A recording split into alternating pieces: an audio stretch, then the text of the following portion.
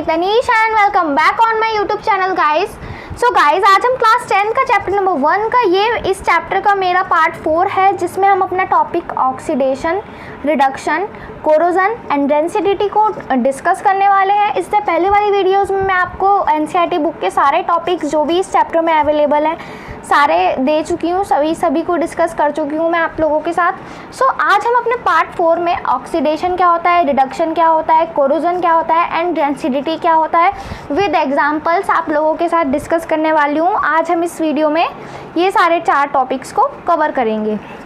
So guys, आज हमारी इस वीडियो का टारगेट है ये 4 टॉपिक्स हमको इस वीडियो के एंड तक समझ आ जाने चाहिए। बहुत आसान टॉपिक है, कोई भी मुश्किल नहीं है, बस आपको ध्यान से पढ़ने की ज़रूरत है। ठीक है गाइज, तो चलिए स्टार्ट करते हैं। फर्स्ट ऑफ ऑल हम देखेंगे ऑक्सीडेशन होता क्या है।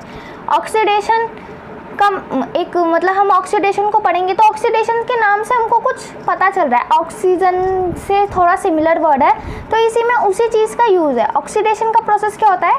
A process which involves addition of oxygen और removal of hydrogen is called oxidation. बहुत सिंपल सा प्रोसेस है, देखो आप, अ प्रोसेस जिसमें हमारा एडिशन ऑफ ऑक्सीजन और रिमूवल ऑफ हाइड्रोजन इन्वॉल्व हो। किसी भी केमिकल इक्वेशन में अगर आपको दिखता है कि हमारा वहाँ पे एडिशन हो रहा है ऑक्सीजन का और रिमूवल हो रहा है हाइड्रोजन का, तो उस प्रोसेस को हम ऑक्सीडेशन रिएक्शन भी कह देंगे। उस रिएक्शन को हम ऑक्सीडेशन रिएक्शन कह देंगे।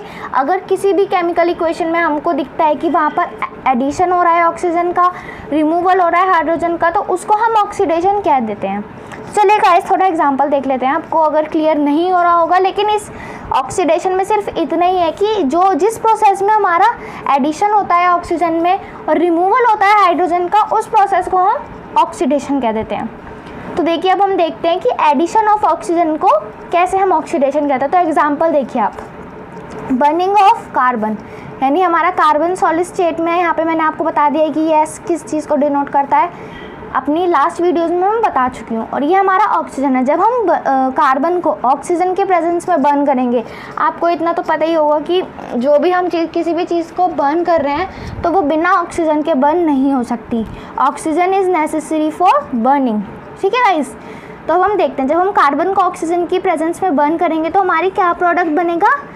Carbon dioxide. तो इसमें हमारा क्या हुआ है, इसमें हमारे प्रोडक्ट में कार्बन में क्या ऐड हो गई है? ऑक्सीजन। तो इसीलिए इस प्रोसेस को, इसलिए इस रिएक्शन को हम ऑक्सीडेशन रिएक्शन भी कहेंगे। सिमिलरली इधर देखिए, बर्निंग ऑफ सल्फर, सल्फर में ऑक्सीजन की प्रेजेंस में बर्न होती है कोई भी चीज़, हमने यहाँ पर सल्फर में ऑक्सीजन ऐड कर दी, ये भी एक हमारा ऑक्सीडेशन रिएक्शन है। बर्निंग ऑफ फॉस्फोरस, फॉस्फोरस में हमने ऑक्सीजन ऐड कर दी, ये भी हमारा एक ऑक्सीडेशन रिएक्शन है। रस्टिंग ऑफ आयरन, अब आप सोच रहे होंगे रस्टिंग ऑफ आयरन हमारा ऑक्सीडेशन प्रोसेस क्यों है? देखिए गाइस, हम जब भी आयरन को बाहर हवा में छोड़ देते हैं, खुला छोड़ देते हैं, तो वो गलना स्टार्ट हो जाता है। कुछ दिन बाद हमको वो थोड़ा जैसे कोने पे से झड़ना स्टार्ट हो जाता है, टूटना स्टार्ट हो जाता है। ऐसा क्यों होता है? क्योंकि जो आयरन है वो हमारा वाटर एंड एयर के साथ रिएक्ट करके उसमें एडिशन ऑफ ऑक्सीजन हो जाता है। ये हमारा आयरन है, इसमें ऑक्सीजन का एडिशन एंड वाटर का एडिशन हो जाता है, जिस वजह से हमारा जो प्रोडक्ट है वो कोरोड होना स्टार्ट हो जाता है, गलना स्टार्ट हो जाता है, वो टूट के गिर जाता है। तो इसीलिए हमारे आयरन में ऑक्सीजन ऐड हुई, इसीलिए वो ख़राब होना स्टार्ट हो गया। तो यहाँ पर भी हमारा जो रस्टिंग ऑफ आयरन है, एक ऑक्सीडेशन का प्रोसेस हमारा यहाँ पर हो रहा है, एक ऑक्सीडेशन रिएक्शन है। ठीक है गाइस, तो अब आपको समझ आ गया होगा कि एडिशन ऑफ ऑक्सीजन में कैसे है हमारा ऑक्सीडेशन रिएक्शन। ठीक है, अब हम देखते हैं अपना रिमूवल ऑफ हाइड्रोजन। हाइड्रोजन को रिमूव करते हैं तो वो ऑक्सीडेशन का प्रोसेस कैसे है? Oxidation of hydrogen sulphide by bromine, ये हमारा एग्जाम्पल है। यहाँ पे ये हमको क्या दे रखी है? हाइड्रोजन सल्फाइड, और ये यहाँ पर हमको दे रखा है ब्रोमीन का एक्वस सॉल्यूशन। तो जब हम इनका रिएक्शन कराएंगे, यहाँ से जो सल्फाइड के पास जो हमारी हाइड्रोजन है वो यहाँ से उठ के चली जाएगी, वो यहाँ से उठ के अपने ब्रोमीन के पास आ जाएगी। देखा आपने, यहाँ पे देखा ना रिएक्शन में, ये जो यहाँ पर हमारी हाइड्रोजन है वो सल्फाइड के पास से हट के ब्रोमीन के पास आ गई हमारे प्रोडक्ट में, और जो सल्फाइड है वो अलग निकल गया। इट मीन्स क्या है, हमारा सल्फाइड के पास से जो हमारा हाइड्रोजन है वो रिमूव हो गया। तो यहाँ पे क्या हो रहा है? रिमूवल ऑफ हाइड्रोजन, यानी ये भी क्या हुआ? एक ऑक्सीडेशन रिएक्शन। ठीक है गाइस, यहाँ पे removal of hydrogen from hydrogen sulphide, इसलिए यहाँ पर ये हमारा ऑक्सीडेशन रिएक्शन हुआ। सिमिलरली हम देखते हैं यहाँ पर अपने एक और example, oxidation of hydrochloric acid by manganese oxide. यहाँ पर हमको HCl दे रखा है, यहाँ पे मैंगनीज ऑक्साइड दे रखी है। जब हम इसको हीट करेंगे जो मैंगनीज है वो क्लोरीन के पास आ जाएगा, जो मैंगनीज है वो क्लोरीन के पास हो जाएगा, और जो हमारा हाइड्रोजन है वो ऑक्सीजन के पास चला जाएगा। यानी क्लोरीन का हाइड्रोजन के पास से रिमूव होना, ये हमारा कौन सा प्रोसेस है? ऑक्सीडेशन प्रोसेस है। तो ये गाइस हमने एडिशन ऑफ ऑक्सीजन और रिमूवल ऑफ हाइड्रोजन दोनों में ही अपना ऑक्सीडेशन को समझ लिया। तो हम देखते हैं अपना रिडक्शन।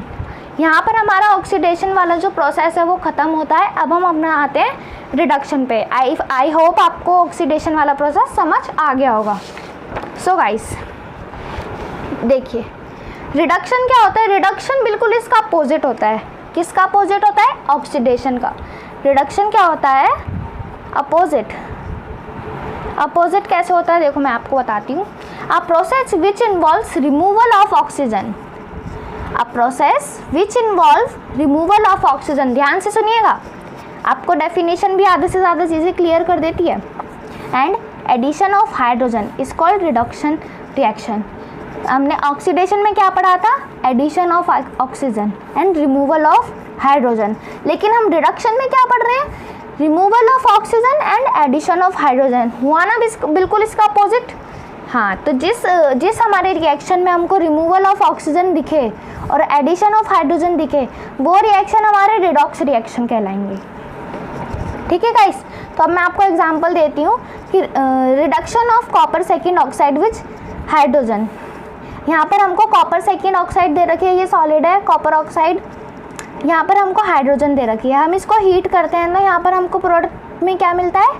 कॉपर मिलता है। एंड यहाँ पर हमको और एक और प्रोडक्ट क्या मिलता है? वाटर। यहाँ पे क्या हुआ है? Removal of O2 from carbon copper oxide. हमने बोला था रिडक्शन में हमको क्या दो चीज़ें देखनी है? Removal of oxygen and addition of hydrogen. तो यहाँ पर हमको क्या दिख रहा है? Removal of oxygen. यहाँ पर जो कॉपर के साथ ऑक्सीजन था वो रिमूव होके हाइड्रोजन के पास आके बैठ गया। देखो इधर कॉपर हमारा अकेला रह गया और वो जो हमारा ऑक्सीजन था वो हाइड्रोजन के पास आके बैठ गया। यहाँ तो फिर यहाँ पे क्या हुआ? कॉपर ऑक्साइड में से ऑक्सीजन गायब हो गया, यानी यहाँ पर ऑक्सीजन का रिमूव हो गया, ऑक्सीजन रिमूव हो गया। इसीलिए हमने इस रिएक्शन को रिडक्शन रिएक्शन किया है। ठीक है गाइस, अब सेकेंड एग्जाम्पल है हमारा reduction of iron third oxide. यहाँ पर आपको देखो आयरन थर्ड ऑक्साइड दे रखी है, कार्बन मोनोऑक्साइड दे रखी है। जैसे हम इसको हीट करेंगे तो यहाँ पर हमारा Fe अलग निकल जाएगा लिक्विड स्टेट में और कार्बन डाइऑक्साइड गैसियस स्टेट में निकल जाएगी। सो गाइस यहाँ पर क्या हुआ है हमारा? यहाँ पर पहले हमारे पास आयरन के साथ ऑक्सीजन था, लेकिन जैसे ही हमने इनमें रिएक्शन कराया है तो ये जो ऑक्सीजन है आयरन के पास से रिमूव हो गया। आयरन के पास से रिमूव होकर कहाँ पहुँच गया? कार्बन मोनोऑक्साइड के पास, जिससे कि हमारे प्रोडक्ट में हमको कार्बन डाइऑक्साइड मिल गई। तो अगेन यहाँ पर हमारा रिमूवल ऑफ ऑक्सीजन हुआ है। तो ये कौन सा रिएक्शन हो गया गाइस? Reduction reaction. तो आई होप आपको reduction reaction and oxidation reaction अच्छी तरीके से समझ आ गए होंगे। बहुत आसान टॉपिक है। ऑक्सीडेशन में क्या होता है? Addition of oxygen and removal of hydrogen. ऐसे हमारे रिडक्शन में क्या होता है? Removal of oxygen and addition of hydrogen. मैं आपको एग्जांपल भी दे चुकी हैं। आई होप आपको बिल्कुल आसानी से क्लियर हो गए होंगे। तो गाइस अब यहाँ पर हमारे एजेंट्स भी आते हैं। एजेंट्स कैसे? जैसे एक हमारा होता है ऑक्सीडाइजिंग एजेंट और एक होता है हमारा रिड्यूसिंग एजेंट। तो आप सोच रहे होंगे इनका वर्क इनके नाम के जैसा है तो इनके नाम के जैसे, लेकिन थोड़ा अपोजिट है। देखो guys, a substance that has ability to oxide other substance. ये जो ऑक्सीडाइजिंग एजेंट होते हैं ना, ये खुद को तो रिड्यूस कर लेते हैं लेकिन सामने वाले को ऑक्सीडाइज कर देते हैं। ऑक्सीडाइजिंग एजेंट क्या होते हैं? खुद तो ये रिड्यूस हो जाते हैं, यानी खुद में से ये कुछ भी रिमूव कर देते हैं और सामने वाले को ऑक्सीडाइज कर देते हैं। अगर इनके पास खुद ऑक्सीजन है तो ये खुद को रिड्यूस कर देंगे, ऑक्सीजन को अपने पास से हटा देंगे और सामने वाले को ऑक्सीडाइज कर देंगे, सामने वाले में ऑक्सीजन को ऐड कर देंगे। यही होते हैं हमारे ऑक्सीडाइजिंग एजेंट। देखो आप इसकी डेफिनेशन से समझो, a substance that has ability to oxidise other substance, एक ऐसा सब्सटेंस जिसके पास एबिलिटी है दूसरे वाले को ऑक्सीडाइज करने की। दूसरे वाले को वो ऑक्सीडाइज कब करेगा? जब वो खुद रिड्यूस होगा। ओके गाइज, तो यही होते हैं हमारे ऑक्सीडाइजिंग एजेंट। एग्जांपल में आप देख लो, जैसे ऑक्सीजन हो गया, क्लोरीन हो गया, ऐसे बहुत सारे हैं, अभी मैंने सिर्फ 2 ही लिखे हैं, है ना। तो एग्जांपल देखो, यहाँ पर हाइड्रोजन सल्फाइड दे रखी है और यहाँ पे क्लोरीन दे रखी है। जब हम इसका रिएक्शन कराएंगे तो हमारा क्या निकलेगा? HCl और सल्फर। यहाँ पर क्लोरीन ने क्या किया? क्लोरीन ने खुद को रिड्यूस करके हाइड्रोजन को ऑक्सीडाइज कर दिया। यहाँ पर क्लोरीन ने खुद को रिड्यूस करके हाइड्रोजन को ऑक्सीडाइज कर दिया और सल्फर हमारा अलग निकल गया। तो यहाँ पे हमारा जो क्लोरीन है वो कैसे काम कर रहा है? ऑक्सीडाइजिंग एजेंट के जैसे। ठीक है गाइस, अब हम आते हैं अपने रिड्यूसिंग एजेंट पे। रिड्यूसिंग एजेंट क्या होता है? A substance that has ability to oxidise itself and reduce others. Reducing agent क्या होता है? बिल्कुल ऑक्सीडाइजिंग एजेंट का अपोजिट। रिड्यूसिंग एजेंट क्या होता है? खुद को तो ऑक्सीडाइज कर लेगा लेकिन सामने वाले को रिड्यूस कर लेगा। खुद में वो अपने ऑक्सीजन को ऐड कर लेगा और सामने वाले में से ऑक्सीजन को रिमूव कर देगा। ये हमारे होते हैं reducing agent. Example hydrogen, carbon etcetera. ठीक है, देखो यहाँ पे देखो, मैग्नीशियम ऑक्साइड को हम जब कार्बन से वो कराएंगे रिएक्शन तो हमारे प्रोडक्ट में क्या निकलेगा? Magnesium plus carbon monoxide gas. यानी यहाँ पर जो कार्बन है वो एक रिड्यूसिंग एजेंट के जैसे वर्क कर रहा है। कार्बन ने क्या किया? खुद को ऑक्सीडाइज कर लिया, यानी खुद में ऑक्सीजन को ऐड कर लिया और वो बन गया कार्बन मोनोऑक्साइड। एंड मैग्नीशियम को रिड्यूस कर दिया और वो खाली रह गया magnesium. So guys, I hope आपको समझ में आ गया होगा ऑक्सीडाइजिंग एंड रिड्यूसिंग एजेंट क्या होता है। तो अब एक रिएक्शन हमारा और आता है, रिडॉक्स रिएक्शन। रिडॉक्स रिएक्शन क्या होता है?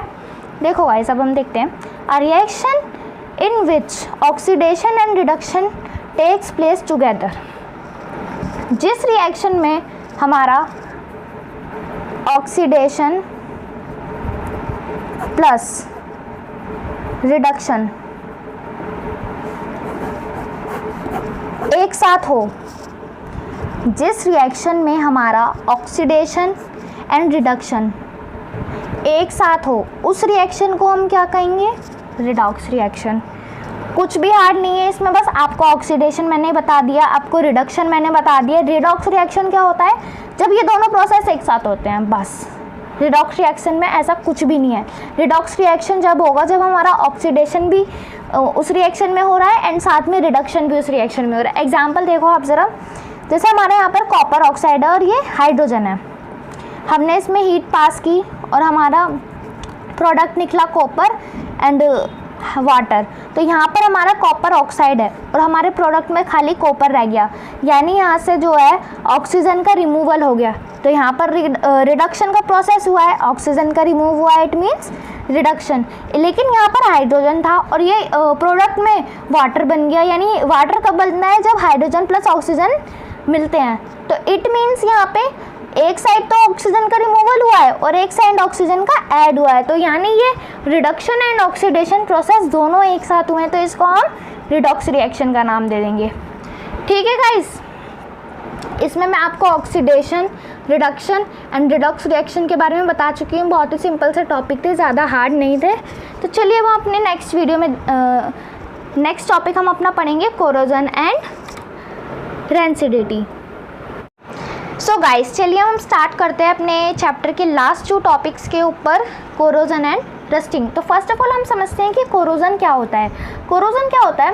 When a metal is attacked by substances around it such as moisture, acids, air etcetera, it is said to be corrode and this process is known as corrosion. Corrosion क्या होता है guys? अगर मैं आपको इसके डिक्शनरी मीनिंग बताती हूँ। Corrosion का मतलब होता है गलना। गलना, कोरोड होना, गल जाना, बिल्कुल ख़त्म हो जाना, ख़राब हो जाना। ठीक है, तो कोरोजन का मतलब होता है गलना। जब हमारे आसपास इतने सारे मेटल्स को हम यूज़ करते हैं, आप लेट करो आयरन वगैरह, आयरन ले लो, सिल्वर ले लो, एल्युमिनियम ले लो, ये सारे ही हमारे मेटल्स होते हैं। अगर आप देखो इन पे, अगर हम इनको पानी में छोड़ देते हैं तो ये अपना अलग अलग तरीके की इनके ऊपर रिएक्शन होता है। सिल्वर को अगर हम अपने सराउंडिंग्स में छोड़ देते हैं, आप सभी की मम्मियाँ पायल वगैरह पहनती हैं तो वो ब्लैक हो जाती है ना। आयरन को ले लो, आयरन को अगर हम हवा में छोड़ देते हैं तो उसके ऊपर एक रेडिश ब्राउन लेयर आ जाती है। एल्युमिनियम को ले लो, एल्युमिनियम के खुद ऊपर एक टर्निश सी लेयर आ जाती है ना गाइस। तो ये सभी मेटल की एक अपनी अपनी वो होती है कि वो रिएक्शन करने के बाद क्या लेता है। तो हम कोरोजन समझ रहे थे, जब भी कोई मेटल पे हमारे मॉइस्चर में एयर होती है, वाटर वेपर्स होते हैं या किसी एसिड्स, हमारे मेटल या तो फिर किसी एयर के कांटेक्ट में, वाटर के कांटेक्ट में या एसिड के कांटेक्ट में आते हैं तो वो कोरोड होना स्टार्ट कर देते हैं। तो इसी प्रोसेस को हम कोरोजन कहते हैं। जब भी हमारा मेटल अपने सराउंडिंग्स के आसपास में से, जैसे किसी भी एयर के कांटेक्ट में आ रहा है, वाटर के कांटेक्ट में आ रहा है या फिर एसिड के कांटेक्ट में आ रहा है, इन सब के कांटेक्ट में आने के बाद वो खुद को कोरोड करना स्टार्ट कर देता है। तो इसी प्रोसेस को हम कोरोजन कहते हैं। देखो आप डेफिनेशन से भी समझो, when a metal is attacked by substance around it such as moisture, acids, air etcetera, it is said to corrode and this process is known as corrosion. हमारे आसपास जितने भी मेटल है, जब वो मॉइस्चर के कांटेक्ट में आते हैं, एयर के कांटेक्ट में आते हैं, एसिड के कांटेक्ट में आते हैं, तो वो रिएक्शन करके कोरोड होना स्टार्ट कर देते हैं। इसी प्रोसेस को हम कोरोजन कहते हैं। एग्जाम्पल में देखिए guys, formation of green coating on copper and brass. जब भी हम कॉपर को रखते हैं, अपने खुले एरिया में रख देते हैं, एयर के कांटेक्ट में, वाटर के कांटेक्ट में, तो उसके ऊपर एक ग्रीन कलर की कोटिंग आ जाती है। वो क्यों आती है? क्योंकि वो कोरोजन का प्रोसेस हो रहा होता है वहाँ पर, इसीलिए वहाँ पर ग्रीन कलर की कोटिंग आ जाती है कॉपर के ऊपर। ठीक है गाइस। और एग्जांपल देखो, formation of layer of oxide on aluminium leading to dullness and loss of shine. अब अगर हम कोई भी एल्यूमिनियम का बर्तन है वो खुले में छोड़ देते हैं तो वो ब्लैक हो जाता है, अपनी शाइन को खोने लगता है, उसकी शाइन लूज़ होने लगती है। ऐसा क्यों? क्योंकि उसके ऊपर वो ऑक्सीजन के साथ रिएक्ट करके ऑक्सीडाइज हो जाता है, ऑक्सीडेशन का प्रोसेस हो जाता है उसमें, एंड उसके ऊपर एक ऑक्सीजन के साथ रिएक्ट करके लेयर चढ़ जाती है एल्यूमिनियम ऑक्साइड की। ठीक है। Tarnishing of silver when expose to hydrogen sulphide gas. मैंने अभी आपको बताया, जब भी हम सिल्वर को रफली मॉइस्चर वगैरह के कांटेक्ट में रखते हैं तो वो ब्लैक पड़ने लगता है। वो ब्लैक क्यों पड़ने लगता है? क्योंकि वो जब एनवायरनमेंट में प्रेजेंट सल्फाइड गैस के साथ रिएक्ट करता है तो वो ब्लैक होने लगता है। Rusting of iron.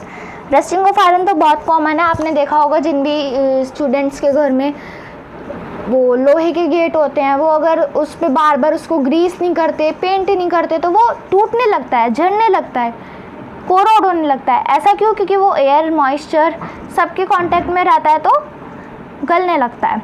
ठीक है गाइस, तो यही जो हमारी रस्टिंग ऑफ आयरन है, ये सारे प्रोसेस हमारे कोरोजन के अंदर आते हैं।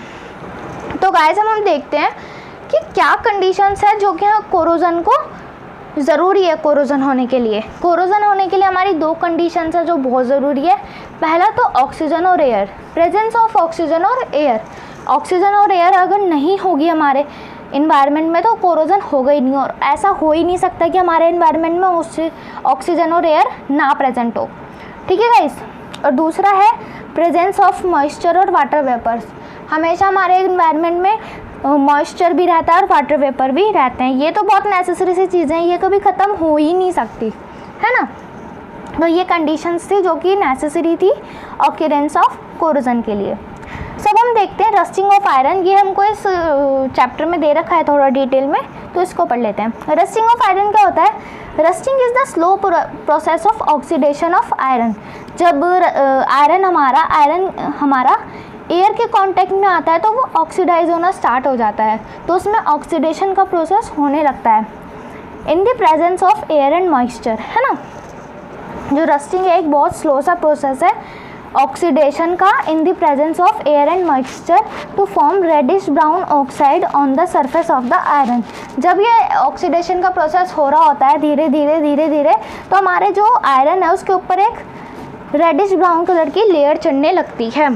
इसी को हम रस्टिंग ऑफ आयरन का प्रोसेस कहते हैं। इसकी आप केमिकल इक्वेशन देखो, ये इसकी केमिकल इक्वेशन है 4Fe + 3O2 हमारा आयरन सॉलिड होता है, सभी को पता है सॉलिड ही होता है, और ऑक्सीजन गैसियस फॉर्म में होती है, और वाटर हमारा कैसा भी हो सकता है, वो स्टीम भी हो सकती है या फिर हमारा लिक्विड भी हो सकता है ना।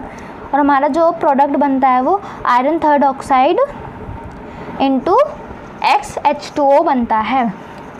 जो भी हमारी लेयर बनती है वो इस केमिकल फार्मूले की होती है। ठीक है गाइस, ये थी हमारी rusting of iron. Rate of rusting increases due to, हमारा जो रस्टिंग होती है वो किस सिचुएशन में बहुत ज़्यादा होने लगती है, हमको कुछ चीज़ें करनी पड़ती है उसको प्रिवेंट करने के लिए भी। तो कुछ हमारी ऐसी कंडीशंस होती हैं जिसमें हमारी जो रस्टिंग है बहुत जल्दी होने लगती है। वो कौन सी जो कंडीशन है, वो है पहली रिएक्टिव गैसेस का प्रेजेंट होना हमारे इन्वायरमेंट पे। अगर हमारे इन्वायरमेंट में बहुत ज़्यादा रिएक्टिव गैसेस प्रेजेंट हैं उस वक्त भी हमारी जो रस्टिंग है वो बहुत ज़्यादा जल्दी होगी। सेकेंड है हमारा presence of salt in water. अगर हमारे को जो रस्टिंग हो रही है, आयरन कोई नमक के पानी के कांटेक्ट में आ रहा है हमारा आयरन, तो उस वक्त भी जो हमारी रस्टिंग है वो बहुत जल्दी होगी। सो गाइस, अब हम देखते हैं कि प्रिवेंट कैसे कर सकते हैं हम अपनी रस्टिंग को होने से।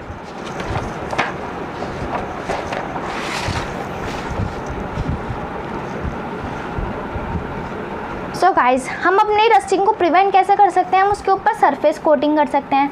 सरफेस कोटिंग यानी ऑयलिंग कर सकते हैं, ग्रीस कर सकते हैं, उसके ऊपर पेंट कर सकते हैं आयरन आर्टिकल के ऊपर, और वर्निश भी कर सकते हैं। वर्निश भी एक टाइप की ग्रीसिंग होती है। ठीक है, हम अपने आयरन पे सरफेस कोटिंग कर सकते हैं, कुछ भी ऑयल की, ग्रीस की, पेंट की, वर्निश की।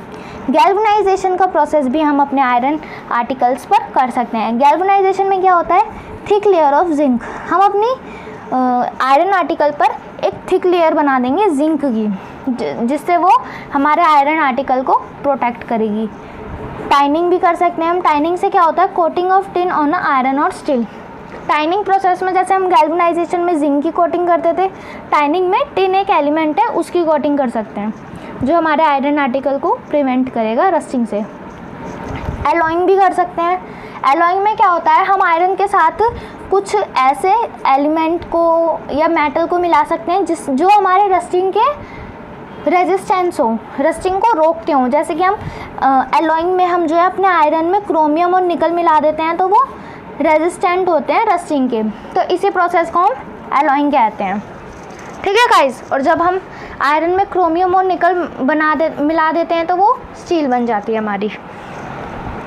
तो ये था गाइस हमारे रस्टिंग ऑफ आयरन का प्रोसेस, जितना भी था इसमें, कि प्रिवेंट कैसे कर सकते हैं हम अपनी रस्टिंग को, किन किन फैक्टर्स पे डिपेंड करता है कि हमारी रस्टिंग उस केस में बहुत ज़्यादा होने वाली है, रस्टिंग होती क्या है, उसकी केमिकल इक्वेशन मैं आपको सब बता चुकी हूँ। अब हम आते हैं अपने इस चैप्टर के लास्ट टॉपिक पे, जो कि हमारा रेंसिडिटी। बहुत ही ईजी टॉपिक है, जल्दी से आपको समझ आ जाएगा। सो देखिए, रेंसिडिटी क्या होती है। It is the process of complete और incomplete oxidation of fats and oils when expose to air, light और moisture by bacterial action resulting in unpleasant taste और ओडर। ये हमारा एक ऐसा प्रोसेस होता है जो कि फैट्स या ऑयल से बनी हुई चीज़ों में होता है। जब हम फैट्स और ऑयल से बनी हुई चीज़ों को खुले में रख देते हैं तो वो सील जाती हैं। सील क्यों जाती हैं, क्योंकि वो चीज़ें ऑक्सीजन के साथ रिएक्ट कर खुद को ऑक्सीडाइज कर लेती हैं, और जिससे उनका थोड़ा, अगर वो हम बाहर रख देते हैं तो उनका टेस्ट भी अजीब सा हो जाता है।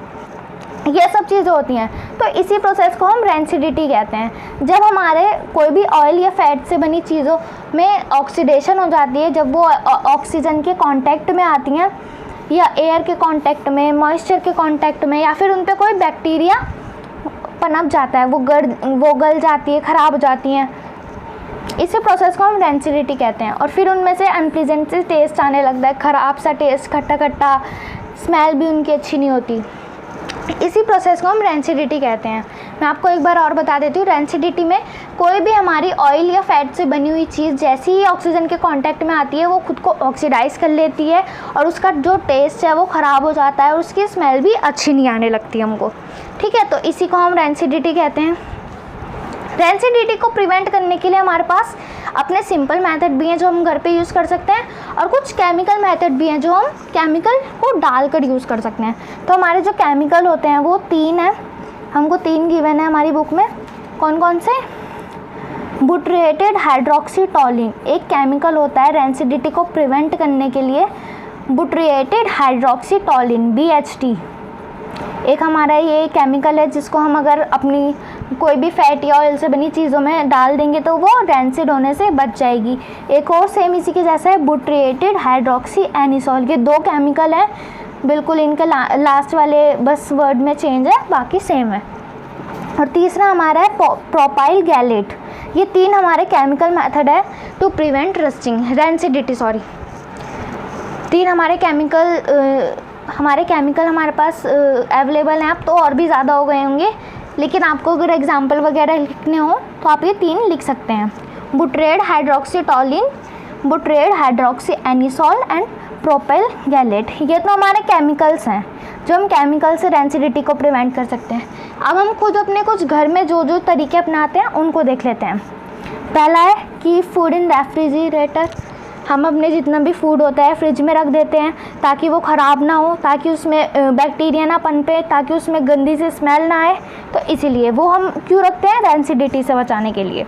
दूसरा है कि food in air tight containers. Air tight containers में क्यों रखते हैं, ऑयल और फैट्स की चीज़ें, ताकि वो एयर के कांटेक्ट में ना आ सके और उसका टेस्ट ख़राब ना हो, वो ऑक्सीडाइज ना हो। ठीक है गाइस। और लास्ट है हमारा use chilli powder as an antioxidant. Antioxidant क्या होते हैं, जो भी रेंसिडिटी को प्रिवेंट करता है उसको एंटीऑक्सीडेंट कहते हैं। और जो चिली पाउडर है वो हमारा एंटीऑक्सीडेंट की तरह वर्क करता है। इसीलिए हम रस्टिंग को रेंसिडिटी को प्रिवेंट करने के लिए चिली पाउडर का भी यूज़ कर सकते हैं। सो गाइस, ये थे हमारे चैप्टर के लास्ट टॉपिक जो कि बहुत आसान थे, मैं आपको सारे बता चुकी हूँ। अब हमारा ये चैप्टर नंबर 1 क्लास 10 का कंप्लीट हो चुका है। So guys, okay, bye bye, thanks for watching.